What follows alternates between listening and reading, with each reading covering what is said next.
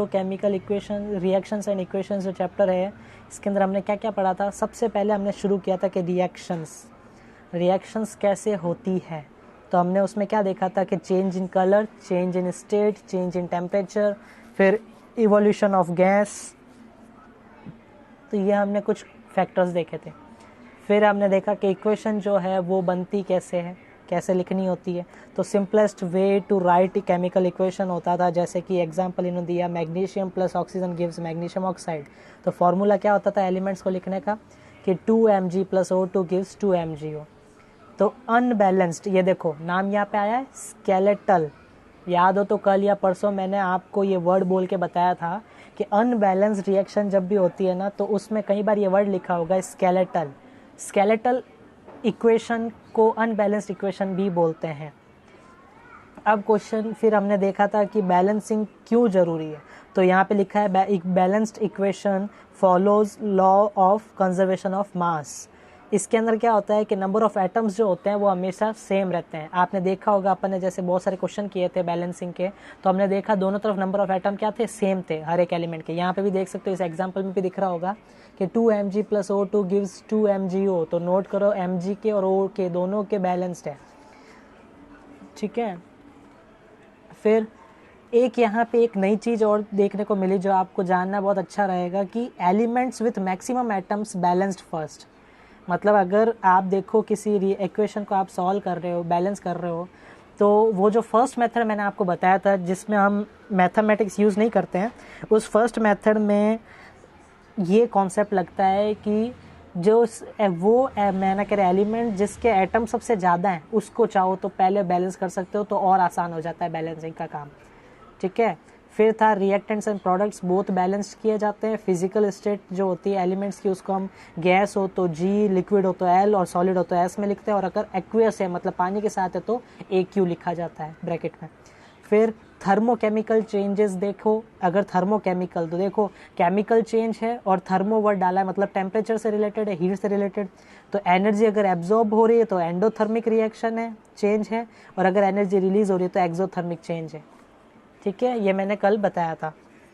फिर इफ़ेक्ट्स क्या थे, इफ़ेक्ट्स थे हमारे कि एक तो उससे पहले हमने ये देखा था, ये हमने देखा था टाइप्स ऑफ केमिकल रिएक्शंस, जिसमें हमने अलग अलग टाइप्स देखे थे। जिसमें आया था हमारा एक्सोथर्मिक, जो अभी मैंने बताया हीट रिलीज होती है तो समझ जाओ एक्सोथर्मिक है, हीट एब्जॉर्ब होती है तो एंडोथर्मिक है। कॉम्बिनेशन क्या होता था कि एडिशन ऑफ 2 एलिमेंट्स और compounds to synthesize new compound. Decomposition क्या था कि डीकम्पोजेस टू फॉर्म 2 और मोर कंपाउंड्स, ठीक है।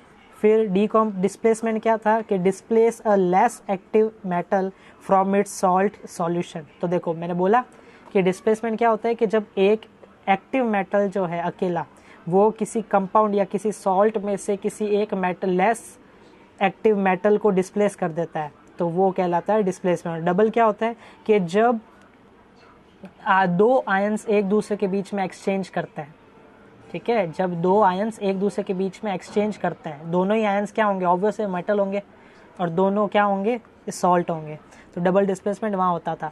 फिर हमने क्या देखा था, ऑक्सीडेशन रिडक्शन। ऑक्सीडेशन क्या देखा था हमने कि भाई अगर यहाँ पे क्या हो रहा है कि एडिशन ऑफ ऑक्सीजन है। ऑक्सीडेशन क्या होता था कि जब ऑक्सीजन जुड़ रहा है और हाइड्रोजन हट रहा है तो ऑक्सीडेशन होता था। और रिडक्शन क्या होता था कि जब है ना कह रहे हाइड्रोजन जुड़ रहा है और ऑक्सीजन रिमूव हो रहा है। तो ये हमने देखा। तो ये पूरा माइंड मैप है जो मैंने आपके सामने रखा है और समराइज किया है कि हमारा ये जो पूरा है केमिकल रिएक्शन एंड इक्वेशंस, ये पूरा चैप्टर इस पे बेस्ड था। अब हम कुछ एक्स्ट्रा क्वेश्चंस देख लेते हैं इससे रिलेटेड, चैप्टर से रिलेटेड। फिर देखते हैं अगर वो एक्स्ट्रा क्वेश्चन कंप्लीट हो जाते हैं तो आज ही हम नया चैप्टर स्टार्ट करेंगे।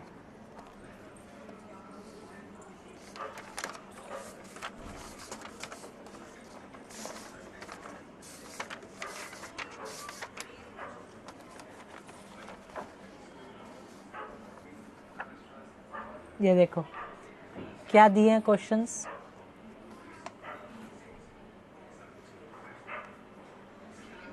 क्वेश्चंस में क्या दिया है, छोटे छोटे से क्वेश्चन से पहले इनको देखते जाते हैं फटाफट, तो आपको गैस होता जाएगा कि क्या क्या होता है। Why is respiration considered an exothermic, तो ये मैं बता चुका हूँ। क्योंकि रेस्पिरेशन के अंदर 38 ATP एनर्जी जो है वो रिलीज होती है, तो इस कारण से जनरेट होती है, इसलिए ये एक्सोथर्मिक प्रोसेस है। On what basis chemical equation balanced, तो on the basis of law of conservation of mass. तो what happens chemically when quick lime is added to water filled in bucket, तो chemically क्या होगा, quick lime को जब डालेंगे तो वो क्या बन जाएगा, स्लेग्ड लाइम बन जाएगा, मतलब CaOH होल ट्वाइस, और साथ में हीट एनर्जी रिलीज होगी। तो ये भी एक तरीके क्या है, एक्सोथर्मिक रिएक्शन है।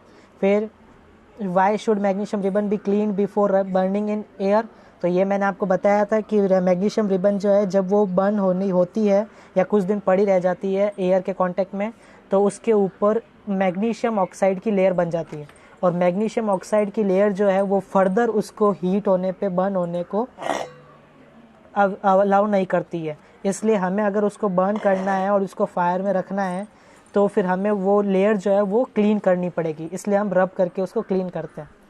फिर a chemical equation can be balance easily by altering the formula of a reactant और प्रोडक्ट। तो यहाँ पे ये क्या बोल रहा है कि किसी भी केमिकल इक्वेशन को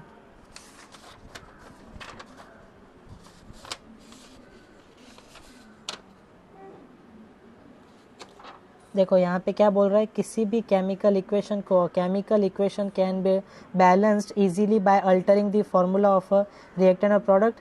कहने का मतलब कि किसी भी है ना रिएक्टेंट और प्रोडक्ट के फॉर्मूले के अंदर चेंजेस करके क्या हम बैलेंस कर सकते हैं, नहीं।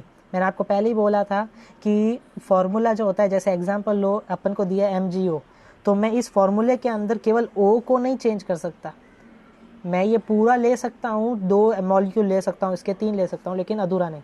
What is wrong with the following chemical reaction? Correct and balance it. अब देखने में तो तुम्हें लग रही हो कि ये बैलेंस्ड है, लेकिन एक्चुअली देखो, मैग्नीशियम तो मेटल है इसलिए वो अकेला दिख जाएगा, लेकिन वो आयोनिक फॉर्मेट में या मेटल के फॉर्मेट में ऐसे रह जाता है।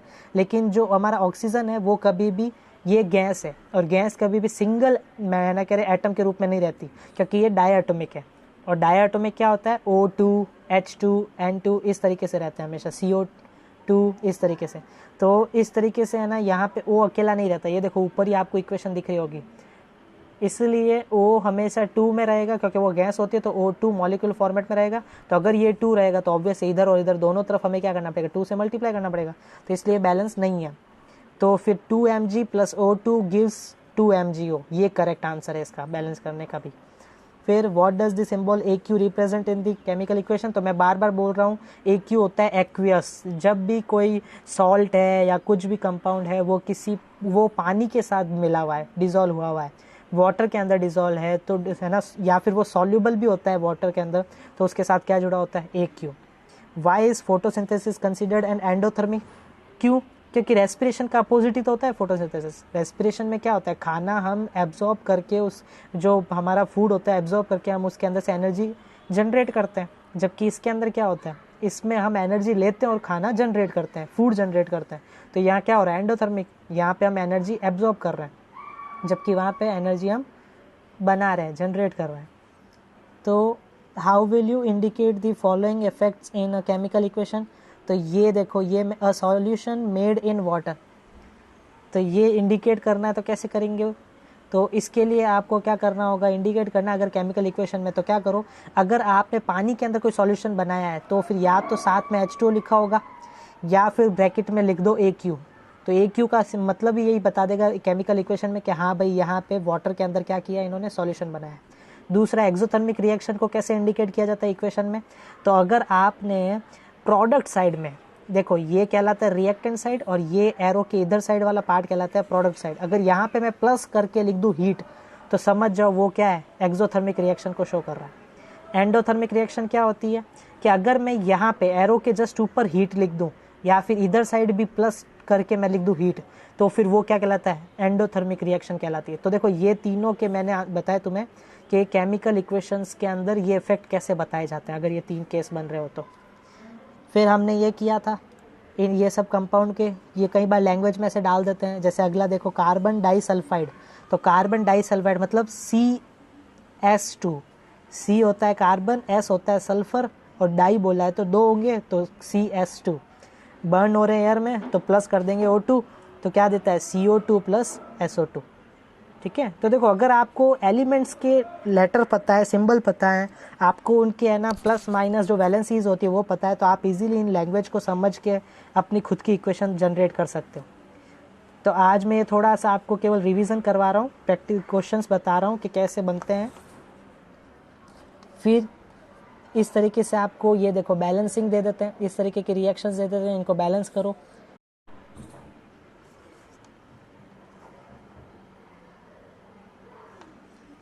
फिर देखो जैसे इस टाइप के खूब सारे क्वेश्चन आ जाते हैं। यहाँ पे देखो क्या लिखा है कि when hydrogen is passed over copper oxide, copper and steam are formed, write a balanced equation for this reaction and state which of the four chemicals are. तो एलिमेंट्स पहले बताने। तो देखो क्या लिखा है कि जब हाइड्रोजन गैस जो है उसको हम कॉपर ऑक्साइड से पास करवाते तो कॉपर और स्टीम बनती है। स्टीम वर्ड आया मतलब ऑब्वियस है H2O, क्योंकि भाई हमारे वाटर ही ऐसा होता है जो 3 चीज़ों में दिखते हैं, या तो होता है सॉलिड में आइस के रूप में, या लिक्विड में वाटर के रूप में, और या फिर हमारे गैसेस के फॉर्मेट में स्टीम होती है या वेपर। ठीक है, तो उस तरीके से तो ये कुछ इस टाइप के क्वेश्चंस होते हैं बहुत सारे।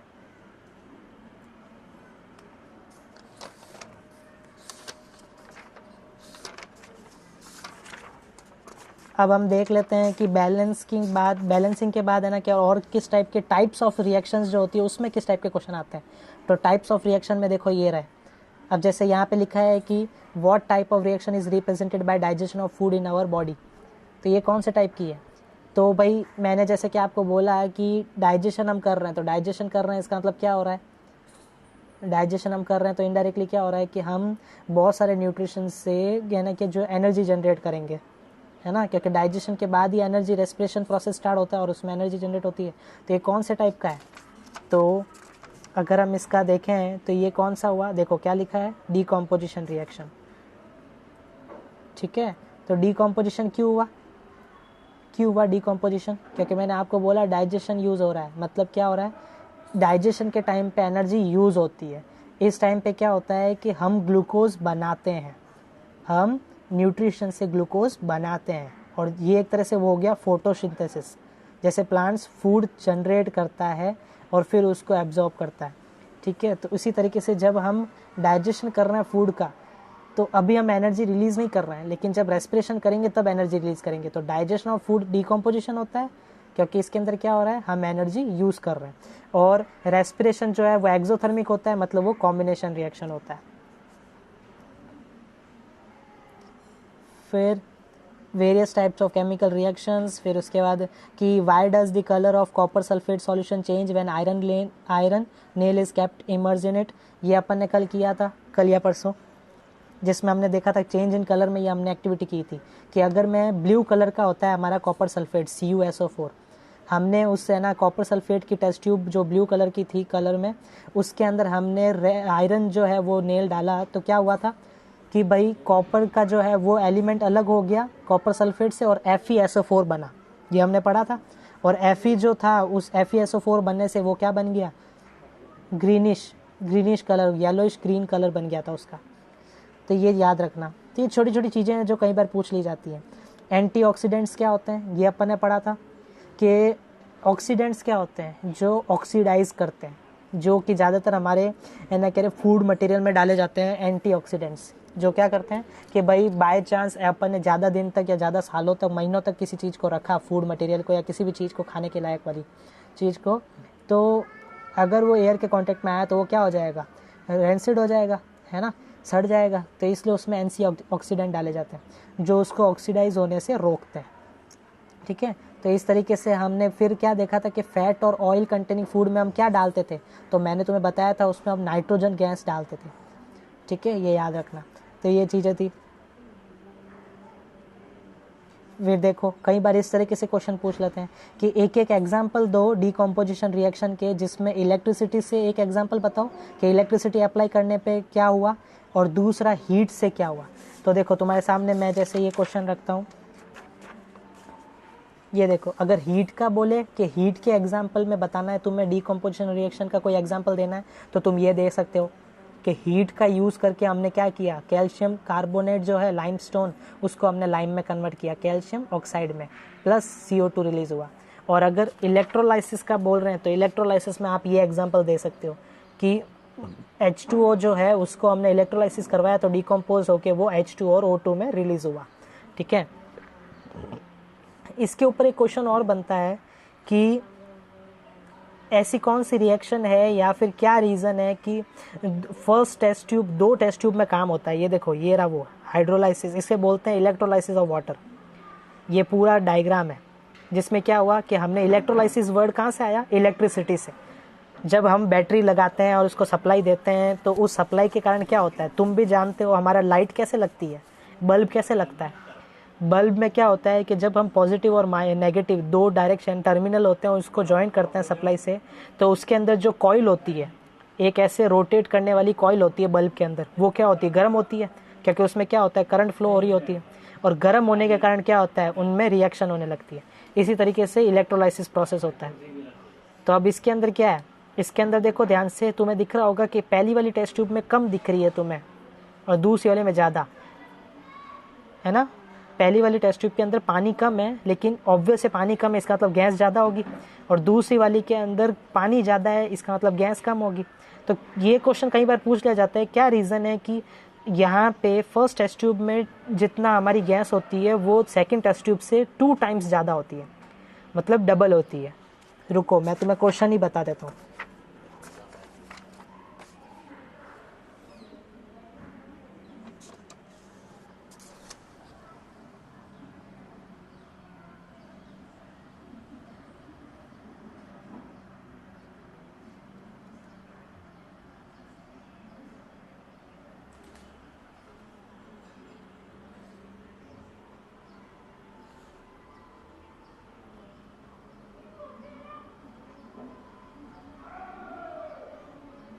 तो देखो यहाँ पे बहुत सारे क्वेश्चन आपको दिख रहे होंगे।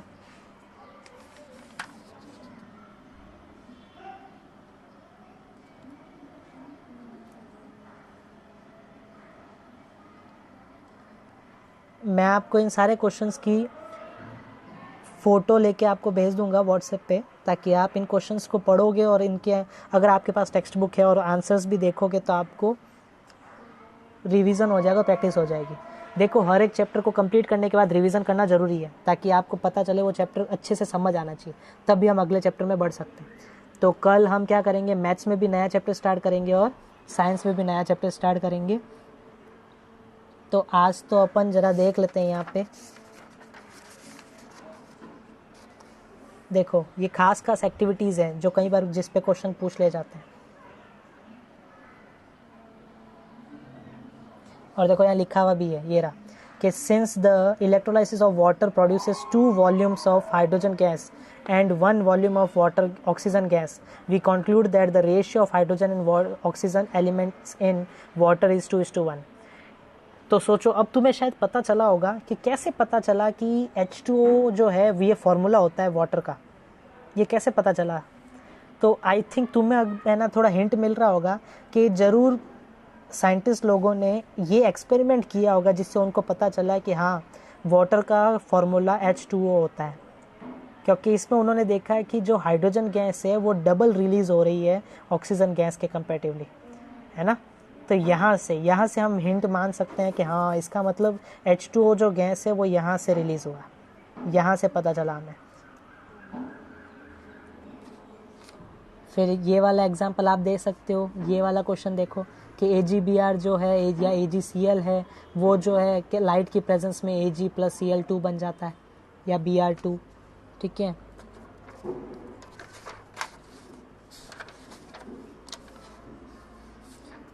और एक चीज़ याद रखना, आपको questions based on high order thinking skill की अगर बात करूं तो कई बार एग्ज़ाम में XY से रिलेटेड क्वेश्चन पूछ ले जाते हैं। कहने का मतलब आपके सामने कुछ ऐसे क्वेश्चन पूछ लिए जाते हैं जैसे कि ये रहा क्वेश्चन, देखो 61 नंबर देखो इसमें कि a strip of metal X is dipped in a blue colored salt solution YSO4. After some time, a layer of metal Y from the salt solution is formed on the surface of metal strip X. Metal X is used in galvanization, whereas metal Y is used in making electric wires. Metal X and metal Y together form an alloy Z. तो देखो ये क्या था। तो सबसे पहले चीज़ यहाँ पे आपको क्या दिख रहा है कि मेटल एक्स जो है उसकी स्ट्रिप हमने यूज़ की है, जिसको हमने ब्लू कलर में डाला है। तो देखो ब्लू कलर्ड सॉल्यूशन है, तो क्यों ना ऐसा मेरे को लग रहा है कि ये जो Y है ये हो ना हो ये CuSO4 है। क्यों, कैसे पता चला मेरे को कि एक तो ब्लू कलर बोला, यहाँ से हिंट मिल रहा है, क्योंकि किसी भी सल्फेट सॉल्यूशन में ब्लू कलर किसका होता है, CuSO4 का ही होता है। ये अपन ने कल किया था, ठीक है, ये अपन ने कल किया था। अभी जस्ट मैंने बताया कि एक आयरन नेल हमने कॉपर सल्फेट सॉल्यूशन में डाला, तो वहाँ पे क्या लिखा था कि कॉपर सल्फेट सॉल्यूशन किस कलर का था, ब्लू कलर का। तो एक इस कलर से हिंट मिलता है कि Y जो है वो Cu होना चाहिए, तब भी CuSO4 बनेगा। और दूसरा एक और हिंट कहाँ से मिला कि Y जो है Cu होना चाहिए, कि इलेक्ट्रिक वायर्स जो है, इलेक्ट्रिक वायर्स बनाने के लिए कौन सा मेटल यूज़ होता होगा, आप भी सोचो। तो सबसे ज़्यादा तो कॉपर यूज़ होता है, तो इसलिए CuSO4 Y मिल गया हमें।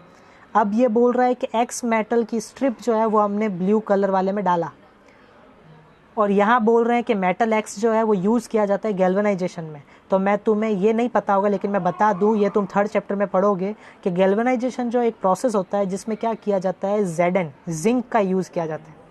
Zn जो है वो क्या किया जाता है कि किसी भी अलग दूसरे मेटल के ऊपर Zn की, जिंक की कोटिंग की जाती है, और the process in which zinc coating is done on the surface of other metal body is known as galvanization. जब जिंक मेटल की कोटिंग की जाती है किसी दूसरे मेटलिक बॉडी पे, बॉडी के सरफेस पे, तो उस प्रोसेस को गैल्वेनाइजेशन कहते हैं। तो इसका मतलब X क्या होगा, जिंक होगा, तो इसलिए X हमें पता चल गया जिंक। तो देखो X पता चल गया जिंक, Y मिल गया हमें Cu। तो क्या बना, तो ये चीज़ हो गई। अब बोल रहे हैं कि what type of chemical reaction take place. तो भाई मेरे हिसाब से शायद तुम्हें ये पता चल गया होगा कि Zn plus CuSO4 gives ZnSO4 plus Cu। ये रिएक्शन हमने देख रखी है, ठीक है। तो अगला क्वेश्चन आता है कि तो फिर अलॉय क्या है, Z क्या होगा।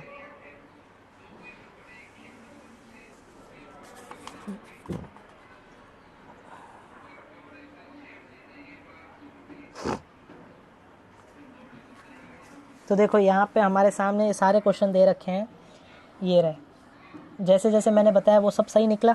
ये देखो 61 क्वेश्चन कर रहे थे हम, Zn जिंक, सेकंड कॉपर, फिर कॉपर सल्फेट सॉल्यूशन था, और रिएक्शन क्या होगी, ऑब्वियस है डिस्प्लेसमेंट होगी। डबल क्यों नहीं बोला, क्योंकि एक अकेला एलिमेंट है और दूसरा पूरा सॉल्ट है, कंपाउंड है, तो इसलिए डिस्प्लेसमेंट बोला, डबल डिस्प्लेसमेंट नहीं बोला। रिएक्शन तो आपके सामने रखी हुई है, ये देखो। और क्या है ये, ब्रास। तो याद रखना कॉपर और जिंक मिलके क्या बनाते हैं, जो अलॉय तैयार करते हैं वो ब्रास होता है। अब अलॉय क्या होता है, तो आपको मैं थोड़ी नॉलेज के लिए बता दूं, अलॉय जो है वो क्या है, एक तरह से मल्टीपल जो हमारे कंपाउंड्स होते हैं, मल्टीपल कंपाउंड्स बोले तो, कि अलॉय जो है वो बनाया जाता है इंडस्ट्रीज़ में, उसके ऊपर काम किया जाता है, और एक से ज़्यादा मेटल और उसके अंदर कुछ नॉन मेटल मिक्स करके, या तो दो, एक से ज़्यादा या दो से ज़्यादा मेटल्स का कॉम्बिनेशन बनाया जाता है, या फिर एक मेटल और एक नॉन मेटल का यूज़ करके एक अलॉय, एक ग्रुप तैयार किया जाता है, एक नया कंपाउंड तैयार किया जाता है जो कि स्ट्रेंथ बढ़ाता है उस कंपाउंड की। अब जैसे स्टेनलेस स्टील है, स्टील आप सोचो कौन सा कंपाउंड होगा, एक्चुअली स्टील जो होता है उसमें आयरन, कॉपर और निकल, ये तीनों का कॉम्बिनेशन होता है। तो स्टील भी एक तरह का अलॉय होता है। ब्रोंज नाम सुना होगा, ये भी एक तरह का अलॉय होता है। ब्रास, ब्रोंज, ये सब अलॉय होते हैं। अलॉय क्या हुआ कि भाई किसी भी एलिमेंट की अगर स्ट्रेंथ अच्छी करनी है और हमें कुछ अच्छा मटेरियल तैयार करना है, कोई यूटेंसिल या कुछ भी बनाना है, कोई नई चीज़ तैयार करनी है, तो उस एलिमेंट की एनर्जी, उस एलिमेंट की स्ट्रेंथ अच्छी करने के लिए हम उसके अंदर क्या करते हैं, कुछ दूसरे कंपाउंड और मेटल और नॉन मेटल को कंबाइन करके उसकी स्ट्रेंथ इंक्रीज करते हैं, तो उसे कहते हैं अलॉय। तो ये हमने देखा। ओके, फिर हमने लास्ट क्या देखा था, रेंसिडिटी के हमने देखे थे कि प्रिवेंशन के क्या क्या हैं। हमने देखा था कि एंटीऑक्सीडेंट जोड़ मिला दो, या फिर है ना कह रहे नाइट्रोजन गैस ले लो, या फिर रेफ्रिजरेटर में रख दो, या फिर क्या कर सकते हैं एयर टाइट में रखो, या फिर क्या कर सकते हैं storing foods away from light, एक तो लाइट से दूर रखो। तो ये कुछ चीज़ें हमने पढ़ी।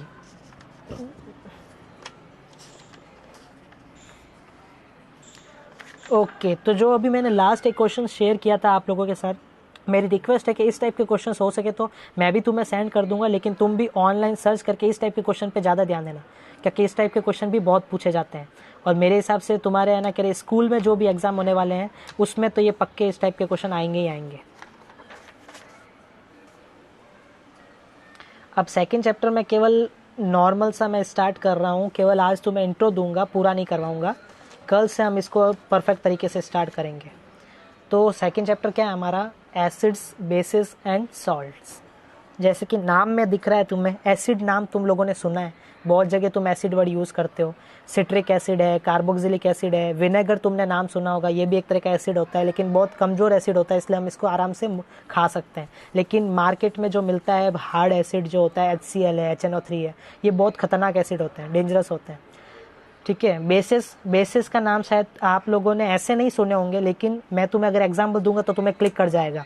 बेसिस क्या थे, बेसिस में जैसे कि तुम बेकिंग सोडा, अब ये तुमने नाम सुना होगा, caustic soda, baking soda. Baking soda अपन खाने में यूज़ करते हैं, जो है ना केक बनाते हैं, ब्रेड बनाते हैं, उसमें यूज़ करते हैं। या फिर आप बोल सकते हो पेस्ट, आप टूथपेस्ट जो यूज़ करते हो उसमें भी बेस होता है। क्यों, कैसे पता चलता है ये, तो नोट करना, आप खुद देखना कि है ना हमारे, ये मैं डिटेल में आपको बताऊंगा, और यूँ भी आप उसके पीछे देखोगे तो आपको दिख जाएगा। और सॉल्ट क्या होते हैं, सॉल्ट एक्चुअली इन एसिड और बेस दोनों के कॉम्बिनेशन होते हैं। जैसे एग्जांपल आपके घर में जो नमक पड़ा है ना, वो एक तरह से इन दोनों का कॉम्बिनेशन ही है, वो न्यूट्रल है, उसमें एसिड भी है और उसमें बेस भी है, उनका कॉम्बिनेशन बन के वो बना है। ठीक है। इसलिए कहीं ना कहीं यही रीज़न है कि ज़्यादा एसिड और बेस को नहीं लेना चाहिए, यूटिलाइज नहीं करना चाहिए, तो हार्मफुल होते हैं। इसलिए तो कहते हैं कि नमक भी ज़्यादा नहीं खाना चाहिए। तो इसको हम अच्छे से करेंगे। तो इसके लिए मैंने क्या है, नोट्स बनाए हैं, तो ज़रा मैं आपको अपने नोट्स के थ्रू बताता हूँ। ये नोट्स जब अपने लॉकडाउन ओपन होगा तब आपको प्रोवाइड कर दूंगा मैं। एसिड बेस के मैंने नोट्स बनाए हैं। चलो इससे अपन थोड़ा सा देखेंगे, इम्पॉर्टेंट पॉइंट्स देख लेते हैं आज, और कुछ एक दो टेबल देख लेते हैं, फिर अपन इसको आज यहाँ एंड अप करेंगे। ठीक है। तो आपको दिख रहा होगा क्या लिखा है, ये आपके चैप्टर में नहीं होंगे, ये मैंने थोड़ी कुछ एक्स्ट्रा चीज़ें डाली है, लेकिन बड़ी अच्छी चीज़ें हैं, काम की है, पढ़ने में मज़ा आएगा। क्या लिखा है कि when concentrated acid is added to water, heat is released gradually, this heat is absorbed by large amount of water to increase its temperature. अब देखो क्या किया, अगर हम क्या करते हैं, ये इंपॉर्टेंट पार्ट है, ये तुम्हारे इस चैप्टर का इंपॉर्टेंट क्वेश्चन है जो रीजन के रूप में आता है। क्वेश्चन कुछ ऐसा बनता है, सुनना, मैं बता रहा हूँ कि वाई एसिड इज, देखो क्या लिखा है, heat is release suddenly, this heat vaporises small water amount of water, this steam splits out, it drops of concentrated acid which can damage. तो देखो क्या लिखा है कि अगर हम किसी वाटर ज़्यादा अमाउंट में हो और वाटर के अंदर अगर थोड़ा सा एसिड डालते हैं, तुम देखोगे, तुम कभी भी अपने लैब में जाना तो मैम वगैरह सर या कोई कहना लैब में खड़ा होगा और कोई प्रैक्टिकल कर रहा होगा, तो वो हमेशा क्या करेगा कि पानी टेस्ट ट्यूब में पहले पानी लेगा, फिर उसमें उस टेस्ट ट्यूब की वॉल के थ्रू थोड़ा थोड़ा करके एसिड डालेगा। तो ये सबसे सही तरीका होता है एसिड को वाटर के साथ कंबाइन करने का, क्योंकि अगर देखो ये दोनों पॉइंट यही चीज़ शो कर रहे हैं, तो ऐसा लिखा आ सकता है कि why acid is added to water, not water in acid. समझ गए। तो ये क्या है कि when concentrated acid is added to water, जब हम कंसंट्रेटेड एसिड को वाटर में ऐड करते हैं तो heat is release gradually, heat release होती है, और ये हीट जो है, ये हमारा जो लार्ज अमाउंट पानी ज़्यादा होता है तो वो क्या करता है, उसके टेम्परेचर को एब्जॉर्ब कर लेता है, उस हीट को एब्जॉर्ब कर लेता है, जिससे टेम्परेचर हमारा इंक्रीज तो होता है लेकिन हमें हार्म नहीं पहुंचाता, बाहर रिलीज नहीं करता वो, ये खुद वाटर जो है वो खुद एब्जॉर्ब कर लेता है। लेकिन अगर हम पानी किसी कंसंट्रेटेड एसिड में डालें तो क्या होगा, तो यहाँ पे जो हीट रिलीज होगी ना वो इतनी सडन होगी कि उसके अंदर क्या होगा कि हीट जो है वो वेपोराइज कर देगी पानी को, क्योंकि पानी तो बहुत कम डाला था हमने, पानी हमने कंसंट्रेटेड एसिड में डाला था, तो पानी को तो वो वेपोराइज कर देगी, और जो स्टीम रिलीज होगी वो इतनी खतरनाक होगी कि वो हमारे बॉडी को डैमेज कर सकती है। याद रखना, ये भी क्वेश्चन कई बार पूछा जाता है कि गर्म पानी ज़्यादा हार्मफुल होता है इंसान के लिए या किसी भी पर्सन के लिए, ह्यूमन बीइंग के लिए, या फिर स्टीम ज़्यादा खतरनाक होता है। तो मैं तुम्हें बता दूं कि गर्म पानी से ज़्यादा खतरनाक स्टीम होती है, हॉट स्टीम होती है। चाहो तो आप गूगल कर सकते हो। ठीक है। फिर organic acids are always weak but mineral acids can be strong as well as weak, ठीक है। ऑर्गेनिक एसिड्स क्या बोले, तो अभी मैंने तुम्हें एक एग्जांपल दिया था विनेगर। विनेगर एक तरह का ऑर्गेनिक एसिड होता है, ये मैं आपको डिटेल में बताऊंगा आगे 3rd चैप्टर में कि ऑर्गेनिक मतलब क्या होता है। एसिड और बेस जो होते हैं वो इलेक्ट्रिसिटी कंडक्ट कर सकते हैं। आपको मैं इंफॉर्मेशन दे दूं कि आपके जो कार में, एक्टिवा में, 2 व्हीलर के अंदर या 4 व्हीलर के अंदर या फिर आपके घर पे जो इन्वर्टर लगा है उसकी बैटरी में जो अंदर लिक्विड डला हुआ है वो और कुछ नहीं, एक एसिड होता है, ठीक है। वो एक एसिड होता है और इसलिए, और एसिड जो है वो गुड कंडक्टर होता है इलेक्ट्रिसिटी का। तो एसिड और बेस दोनों ही सॉल्यूशन क्या होते हैं, इलेक्ट्रिसिटी कंडक्ट कर सकते हैं क्योंकि उसमें फ्री आयंस अवेलेबल होते हैं। फिर एसिड जो है वो कभी भी मेटलिक कंटेनर में स्टोर नहीं किया जाता क्योंकि एसिड और मेटल्स इजीली रिएक्ट कर जाते हैं एक दूसरे से। ये अपन आगे डिटेल में पढ़ेंगे, अभी मैं केवल छोटे छोटे और रीजन वाले इंपॉर्टेंट पॉइंट्स बता रहा हूँ। फिर नोबल मेटल्स जो होते हैं ना, अब इनको ना ये है ना, ये देखो सिल्वर, गोल्ड, प्लेटिनम, इनको इन्होंने है ना क्या रे नोबल मेटल क्यों बोला। पहला रीज़न तो ये है कि ये जो है हमारे नेचर में इजीली अवेलेबल हो जाते हैं। कहने का मतलब आपने है ना कह रहे माइंस की, आपने खड्डा खोदा जो है ना, माइंस में गए और गुफा अंदर जाके ज़मीन के नीचे जब आपने सर्च किया तो आपको सीधे सीधे है ना कह रहे स्टोन फॉर्मेट में, है ना स्टोन फॉर्मेट में सिल्वर और है ना कह रहे ये गोल्ड और ये जो प्लेटिनम है ये मिल जाएंगे। लेकिन अगर आप दूसरी चीज़ें ढूंढने जाओगे तो आपको डायरेक्ट फॉर्मेट में नहीं मिलेंगे, ठीक है। तो ये क्या, और एक चीज़ याद रखना, ये नोबल मेटल्स हैं जो कि इजीली रिएक्ट भी नहीं करते क्योंकि अपन ने रिएक्टिविटी सीरीज़ कल देखी थी जिसमें ये सबसे नीचे आते थे। तो रिएक्टिविटी सीरीज़ में सबसे नीचे आने का मतलब क्या हुआ कि ये बहुत लीस्ट रिएक्टिव होते हैं, तो देखो ये रिएक्ट नहीं करते।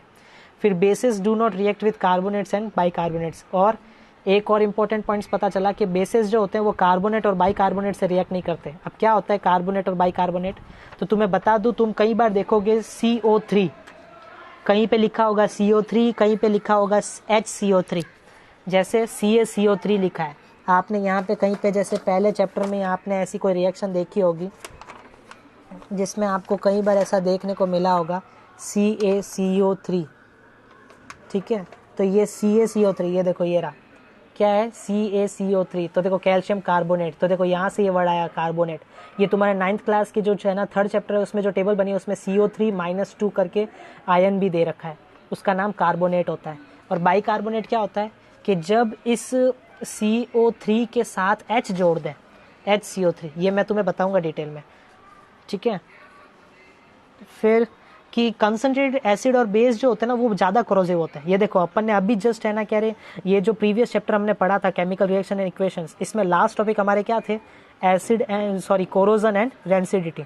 तो कोरोजन में आपने पढ़ा था, डेफिनेशन क्या पढ़ी थी कोरोजन की, कि मॉइस्चर, एयर, वाटर, है ना, वेपर या फिर एसिड, साथ में एसिड भी वर्ड लिखा था, अगर आ जाता है तो कोरोजन हो जाता है। तो देखो इसलिए इन्होंने बोला है कि एसिड और बेस जो होते हैं कंसनट्रेटेड वो क्या होते हैं, कोरोसिव होते हैं, और जबकि डाइल्यूट एसिड और बेस जो होते हैं वो कोरोसिव नहीं होते। तो मैंने तुम्हें कंसनट्रेटेड और डाइल्यूट का मीनिंग भी बताया था, अगर तुमने प्रीवियस लेक्चर में सुना हो तो वापस बता देता हूँ। कंसनट्रेटेड मतलब होता है कि जब एसिड या बेस का अमाउंट ज़्यादा हो और उसके अंदर पानी बहुत कम हो, मतलब एसिड या बेस ज़्यादा हो और पानी कम हो तो कंसनट्रेटेड कहलाता है, क्योंकि वो ज़्यादा डेंजरस होता है और हाई एसिडिक होता है। और अगर पानी ज़्यादा और एसिड बेस कम हो तो वो डाइल्यूट कहलाता है। डाइल्यूट कहलाने का मतलब ही यही है, ठीक है। फिर इसके अंदर कुछ साइंटिस्ट लोगों ने जो कंट्रीब्यूशन दिया था वो ज़्यादातर है ना कह रहे चैप्टर्स में नहीं दिए होते हैं, तुम्हें बताते भी नहीं है, लेकिन मैं तुम्हें थोड़ा इन्फॉर्मेशन एक्स्ट्रा दे रहा हूँ तो अच्छे से देख लेना। रॉबर्ट बॉयल जो थे 300 ईयर्स अगो, उन्होंने डिफाइन किया था कि एसिड बेस जो है केमिकल प्रॉपर्टीज़ उसकी उन्होंने डिफाइन की थी। फिर स्वांट अर्नस, ये कौन थे, ये स्वीडिश साइंटिस्ट थे जिन्होंने है ना कह रहे एसिड बेस का कॉन्सेप्ट दिया था, ठीक है। फिर जोहानस ब्रॉन्स्टेड, इन्होंने क्या किया था, ये डेनिश केमिस्ट थे, इन्होंने एक्सप्लेन किया था कि ये जो अरेनियस ने जो है ना अपना एसिड बेस थ्योरी दी, इसकी लिमिटेशंस क्या थी, ठीक है। ये तुम्हारे अभी पॉइंट ऑफ व्यू के कुछ काम नहीं है, लेकिन तुम्हें ये नॉलेज होनी चाहिए, क्योंकि तुम प्रैक्टिकली सोचो, आजकल क्या होता है कि हर कोई इंसान केवल रटी हुई चीज़ें किताबों कीड़े की तरह पढ़ पढ़ के आगे बढ़ता जाता है। और फिर जब उन्हें आगे है ना फ्यूचर में कभी भी कोई, जैसे मान के चलो कोई साइंटिस्ट बना, कोई डॉक्टर बना या कोई कुछ भी बनता है, ठीक है, और उन्हें पूछा जाता है या उनके बच्चों को भी वो पढ़ाते हैं, और अगर उनके बच्चे भी उनको कोई डाउट पूछते हैं तो वो कंफ्यूज हो जाते हैं कि ये तो हमें पता ही नहीं। तो तुम्हें छोटी छोटी चीज़ें, लेकिन एटलीस्ट तुम्हें नॉलेज तो होनी चाहिए ना, क्योंकि तुम ये स्टडी कर रहे हो। सोचो तुम जो पढ़ रहे हो तुम्हें उसकी पूरी नॉलेज नहीं होगी तो फिर पढ़ने का क्या मतलब हुआ। इससे बेटर है तुम छोड़ो, पढ़ाई छोड़ दो। तो इसलिए ये चीज़ छोटी छोटी है, लेकिन एटलीस्ट तुम्हें चलो पता होनी चाहिए। ये रटने की बात नहीं है, रटो मत इसको, लेकिन एक बार थोड़ी देर के लिए नॉलेज में रख लो कि हाँ चलो कभी फ्यूचर में ये नाम आए तो तुम कह सको हाँ ये मैंने पढ़े तो थे। फिर थॉमस लॉरी, ये कौन था? ये भी ब्रिटिश केमिस्ट था जिसने एक्सप्लेन किया आरएनएस की लिमिटेशंस को, क्योंकि जॉनसन ब्रोस्टेड और ना लॉरी जो इन दोनों ने मिलके ही किया था, ठीक है। फिर एसपीएल सोरेनसन, और किसी का नाम याद रहे ना रहे, ये नाम जरूर याद रखना, क्योंकि हमारा जो पीएच स्केल है, पीएच स्केल क्या होता है ये मैं तुम्हें इस चैप्टर में डिटेल में बताऊंगा। इस पीएच को रिसर्च करने वाला कौन था, पीएच की है ना क्या मतलब डिस्कवरी करने वाला कौन था? SPL Sorensen. आपको अगर याद नहीं होगा, लेकिन एक्चुअली अभी कुछ महीनों पहले गूगल ने, आप जानते होंगे कि जब भी कोई दिन आता है और कभी कोई ओकेज़न होता है या किसी की एनिवर्सरी होती है, कुछ भी बर्थडे होता है या फिर किसी के 10,000 साल पूरा हो जाते हैं किसी महापुरुष के, तो गूगल अपना क्या करता है, डूडल चेंज कर देता है, अपना लोगो बदल देता है। तो एक बार की बात है, कुछ महीनों पहले की बात है, एसपीएल सोरेनसन का जब बर्थडे आया था और उसने पीएच को डिस्कवर किया था, तो गूगल ने भी उसका कॉन्ट्रीब्यूट किया था, उसको ट्रिब्यूट दिया था। तो इसका मतलब ये कोई ऐसा वैसा बंदा नहीं है। इस बंदे को अगर गूगल ने ट्रिब्यूट किया है तो ये कुछ ना कुछ जाना पहचाना ही होगा, ये बहुत बड़ी हस्ती होगी। तो इसलिए इसको तो ध्यान में रखना ही चाहिए तुम्हें। ये बायोकेमिस्ट है डेनमार्क का, जिसने पीएच स्केल सजेस्ट की थी। और पीएच स्केल क्या काम करती है कि भाई तुमने ये तो पता है तुम्हें कि एसिड क्या होता है, बेस क्या होता है, लेकिन तुम ये मेजर कैसे करोगे? तुम्हें कैसे पता चलेगा कि भाई एसिड होता क्या है और कितना होता है? अब कोई पूछे तुम्हें कि कितना % एसिड तुम यूज़ करते हो अपने डेली रूटीन में, तो जब भाई तुम्हें पता ही नहीं है कि इसकी एसिडिटी कैसे मेज़र की जाती है तो कैसे करोगे? तो इसलिए यहाँ पे एसपीएल सोरेनसन ने पीएच स्केल बनाई थी। उसने पीएच क्या होता है? Percentage of hydrogen. किसी भी सॉल्यूशन में, एक्वेस सॉल्यूशन में, वाटर के अंदर अगर मैं सॉल्ट डालूं और उसके अंदर अगर H+ आयन बहुत सारे निकल रहे हैं तो समझ जाओ उसकी पीएच क्या है, ज़्यादा है, सॉरी पीएच कम है। उल्टा होता है यहाँ पे, परसेंटेज ज़्यादा है तो इसका मतलब उसकी पीएच कम है, ठीक है। और ये कुछ टेबल्स है जो मैं तुम्हारे सामने रख रहा हूँ, तुम्हें बस देखनी है इसको। सबसे पहले मैंने टेबल बनाई है जिसमें मैंने ऑर्गेनिक एसिड्स लिए हैं, citric, tartaric, lactic, oxalic, acetic and formic. ये सारे एसिड तुम नाम कई बार सुनते होंगे और तुम ये चीज़ें जो सामने लिखी है इनका यूज़ भी करते होंगे। इन सब के अंदर ये एसिड जाते हैं, देखो ध्यान से। फिर जो कॉमन बेसेस हैं ये रहे, वो एसिड थे, ये बेस है, ये बेस भी तुम कई बार देखोगे इन सब के अंदर। फिर जो मैंने वो बोला तुम्हें कि है ना कह रहे इंडिकेटर्स होते हैं, ये इंडिकेटर्स अपन पढ़ेंगे कल।